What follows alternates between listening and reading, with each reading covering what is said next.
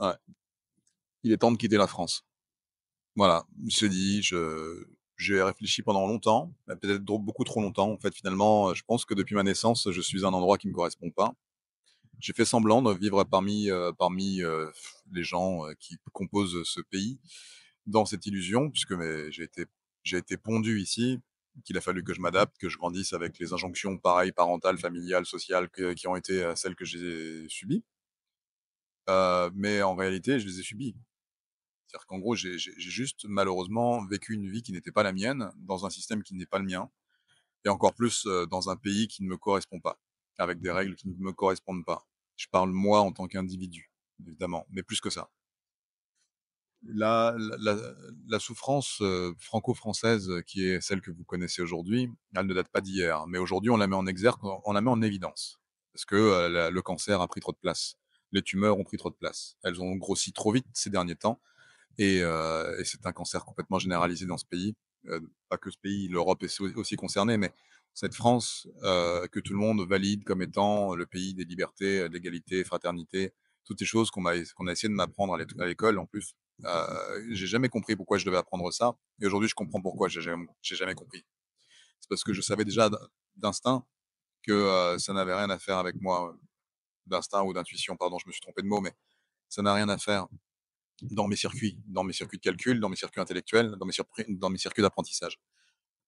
La France, comme on te l'a vanté, c'est un pays comme un autre, mais certes, mais dans lequel on te prive intellectuellement de ta capacité à raisonner, en te vantant pourtant que c'est le pays des libertés d'expression. Tu comprends? En fait, en te disant que tu es libre de t'exprimer, mais en te donnant la possibilité de t'exprimer sur certains aspects, on verrouille dans ton esprit que tu es libre. Bah oui, tu es libre de t'exprimer, mais jusqu'à quel point? Finalement, chaque expression que tu vas utiliser dans ce pays, pour une mentalité française, maintenant je parle de mentalité française parce qu'on en est là, ce sera en fait une validation de te dire: «Bah ouais, je suis au bon endroit. Ouais, je suis au bon endroit» par rapport à un autre pays où ce sera un peu plus, conditionné, conditionnable, parce que, il y a au-delà de chaque frontière, il y a des règles différentes, des cultures différentes, des traditions différentes, des choses qui sont, plus ou moins, heu, comment dire? Heu, permissive, je sais pas si c'est le mot, mais voilà et condamnable, voilà. Mais en France, on a un pays de liberté d'abrutis, en fait. Voilà ce qui se passe. L'État est conditionné par un fonctionnement qui est complètement absurde quand tu t'en détaches, quand tu prends de la hauteur. C'est absurde de voir à quel point ces gens fonctionnent comme ils fonctionnent. Ils savent même pas pourquoi ils fonctionnent comme ça. Enfin, je soupçonne que beaucoup d'entre eux ne savent pas ce qui se passe, mais ils le font par habitude, par expérience et par, mimétisme social. Et en fait, ce qu'on voit au niveau de l'État, bah, se répercute sur la population, donc en bas. Eux, ils sont en haut a priori et nous, nous sommes en bas.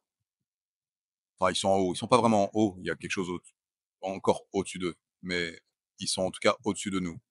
Et nous, en bas, bah, on subit les répercussions de la bêtise que ces individus humains ont eu l'habitude d'exploiter, de considérer et de mettre en lumière pour que nous les écoutions avec,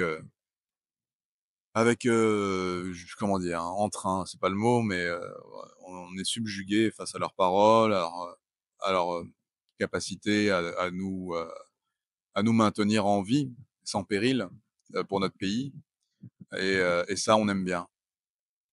On aime bien cette carotte-là. Donc en fait, juste, si tu dois écouter quelqu'un profondément, ben, commence par toi. Commence par toi. Évidemment que c'est bien d'avoir un cadre, une protection, mais la protection, elle te vient de tes parents, elle te vient de celle qui t'a mis au monde et celui qui est possiblement ton géniteur, si tu le connais. Heu, Ça, c'est inscrit dans notre ADN certainement, même si, bah, c'est plus du tout valable et validable dans cette société moderne, cette civilisation moderne, puisqu'on a tout corrompu. et donc c'est pour ça que tu m'étonnes que les gens tombent malades psychologiquement. Je veux dire, ce pays, et je reviens sur l'idée de la France, que je veux quitter, hein, ce pays a fabriqué des fragilités aléatoires dans l'esprit de chaque personne qui vit, qui fait tourner les rouages de système. On a mis des engrenages fragiles à des endroits, bien précis, enfin à tous les endroits d'ailleurs, mais et ces engrenages sont tellement fragiles que, du coup, ils veulent pas casser le système, et pour pas casser le système, il faut pas qu'il soit en résistance. Parce qu'un engrenage un engrenage qui casserait, si on casse une petite dent, ça fout en l'air la le truc et on n'a pas envie de le foutre en l'air. Donc du coup, on se contente de rester des engrenages fragiles qui tournent au rythme auquel on a été imposé, auquel ces engrenages ont été imposés de tourner et dans le sens dans lequel ils ont été imposés de tourner. Parce que si ils veulent tourner un peu plus vite, un peu plus fort ou dans une autre direction, bien entendu, ça casse et ils veulent pas que ça casse. Voilà où on en est et voilà pourquoi je quitte la France le plus rapidement possible.